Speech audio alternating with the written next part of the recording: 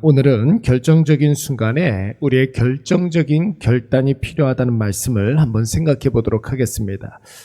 애굽의 노예로 팔려간 요셉은 보디발의 집에 가게 되었습니다. 어른 노예값도 받지 못한 요셉은 보디발에서 본격적으로 짐승만도 못한 노예살이를 하게 되는 것이죠. 그러나 사람이 볼 때에는 보잘것없어 보이는 그 요셉에게 하나님께서는 그와 함께 하셨습니다. 성경은 하나님께서 함께 하신 것 그 자체를 그가 형통해졌다, 요셉이 형통한 사람이 되었다, 이렇게 표현하고 있습니다. 왜 하나님과 함께하는 것이 형통입니까? 누구나 다 힘들어하고 괴로워하고 그리고 고통스러워하는 그 순간에도 그런 힘들고 괴로운 상황이 보이지가 아니하고 오직 하나님의 역사만 보이기 때문에 그런 것입니다. 함께하는, 하나님께서 함께 하시는 사람은 하나님만 보이지 상황이 보이지 않기 때문에 그런 것이죠. 지금 나와 함께 하시는 하나님이 느껴지니까 그 어떤 근심과 걱정과 염려도 우리의 곁을 떠나게 되고, 하나님이 나를 지켜주시고 보호하신다는 확신을 할 수 있으니까 그 누구도 두려워하지 아니하고 어떤 상황에서도 불안해할 필요가 없는 것입니다. 하나님이 나를 선한 길로, 복된 길로 인도하시기 때문에 우리의 앞날도 걱정할 필요가 없는 줄로 믿습니다. 오늘 이러한 복락이 우리 사랑하는 이대 가족들에게 충만하게 임하시기를 간절히 축원합니다.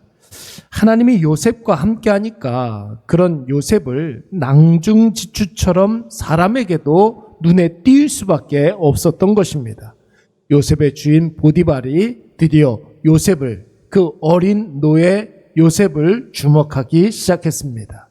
여러분, 보디발이 요셉을 주목할 수밖에 없었던 이유가 무엇입니까? 노예인데 노예처럼 살지 않는 거예요.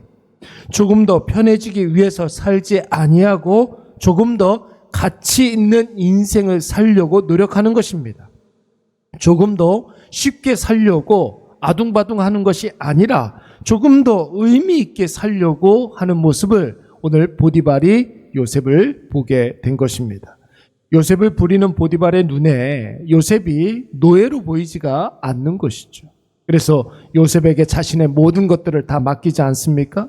요셉에게 자기의 모든 것을 다 맡기게 되면 내가 내 문제를 챙기는 것보다 훨씬 더 가치 있어질 것이다, 훨씬 더 의미 있어질 것이다, 이렇게 판단했기 때문에 그런 것입니다. 그러나 그런 요셉에게도 여러분 큰 위기가 닥쳐왔습니다. 그 위기라는 것이 무엇입니까? 보디발만 요셉을 주목하고 있었던 것이 아니라 보디발의 아내도 요셉을 주목하고 있었다라는 것입니다. 여러분, 왜 보디발의 아내가 요셉을 주목했다고 그랬습니까? 그와 단순히 즐기고 싶어서 그런 것이기도 했겠지만, 여러분, 이러한 현상을 우리가 영적인 눈으로 볼 수 있어야 합니다.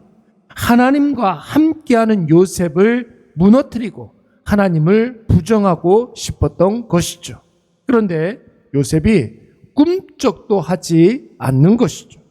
그래서 보디발의 아내가 포기했습니까? 이전보다 더 강력하게 유혹했고 이전보다 더 강력하게 요셉을 위협했습니다. 그리고 오늘 본문의 말씀에 보니까 보디발의 아내에게 결정적인 기회가 생겼습니다. 11절 말씀을 보시면 요셉이 일하고 있었을 때에 그 집에 아무도 없었다라는 것입니다. 여러분, 요나는, 선지자 요나는 때마침 다시스로 가는 배를 만났잖아요. 그래서 옳다구나 하고 그 배를 집어탔습니다. 요셉도 때마침 아무도 없는 때를 만났습니다. 그러나 요셉은 어땠습니까? 옳다구나 한 것이 아니라 이건 아니지 이러면서 그 자리를 피했습니다. 여러분, 그 누구도 보는 사람이 없을 때 일어나는 일들은 지위가 높은 사람의 말이 진실이 될 확률이 높습니다. 요셉이 보디발의 아내의 말을 듣지 않는다면 그야말로 요셉은 누명을 쓰게 되는 것이고, 요셉이 보디발의 아내가 원하는 대로 해준다면 그것은 요셉은 돌이킬 수 없는 죄를 짓게 되는 것입니다. 사랑하는 여러분, 우리가 살면서 때때로 이러지도 못하고 저러지도 못하는 상황을 만날 때가 종종 있습니다. 세상이 원하는 대로 하면 양심이 무너지고 신앙이 깨지고 하나님과 관계가 끊어지게 됩니다. 그러나 세상이 원하는 대로 하지 않으면 금전적인 손해를 보고 큰 불이익을 당할 수도 있고 어쩌면 어떤 사람들은 직장에서 쫓겨날 수도 있습니다.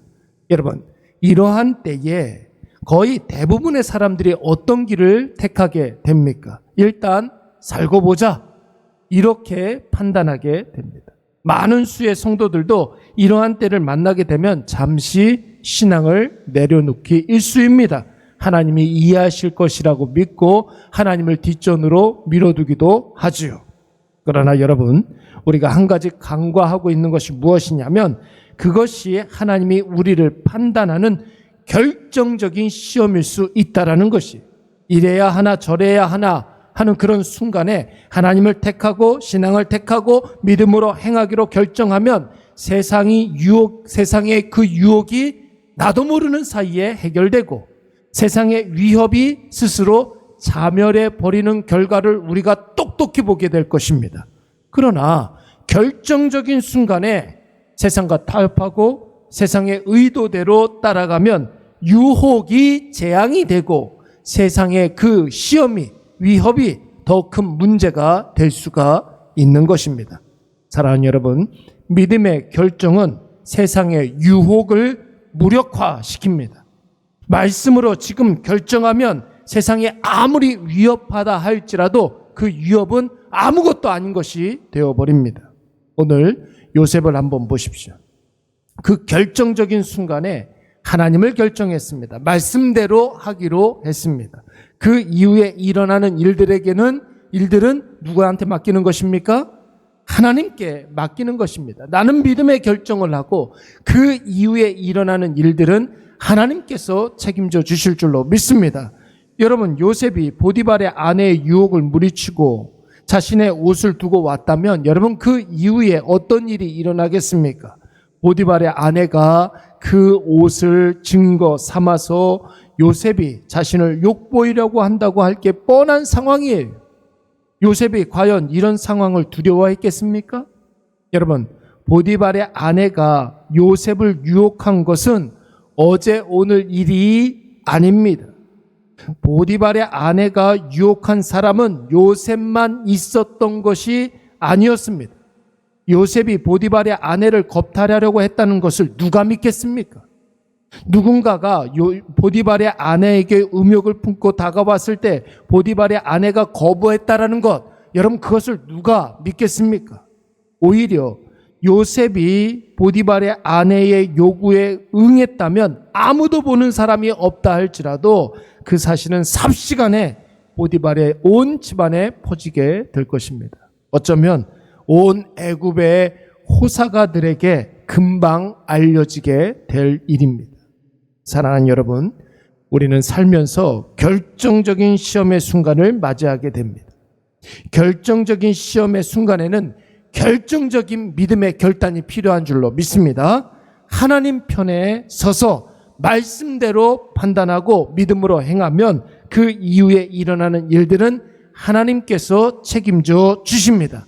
그러나 이런저런 이유로 핑계대면서 하나님이 아닌 세상을 택하고 사람의 눈을 의식하면 세상의 의도대로 우리가 되는 것이, 이랬다 저랬다 하는 사람에게 우리는 배신을 당할 수밖에 없는 거예요.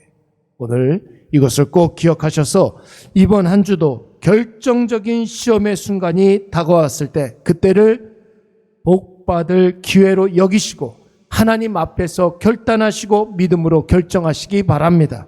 위기가 곧 우리에게 기회가 될 것이고 난감한 상황이 어느 날 갑자기 풀어지고 하나님의 놀라운 역사를 우리 모두가 다 경험하게 될 줄로 믿습니다. 우리 말씀을 생각하면서 한번 기도하도록 하겠습니다. 함께 기도할 때에 결정적인 순간에 말씀이 생각나게 하여 주시옵소서. 큰 시험의 이후에 일어날 일들이 하나님 우리의 눈에 보이게 하여 주시옵고 어쩔 수 없는 상황에서 바른 길로 정도로 말씀을 택하여 나아가게 하여 주시옵소서. 우리 이 시간 다 같이 한번 통성으로 기도하도록 하겠습니다. 사랑과 은혜가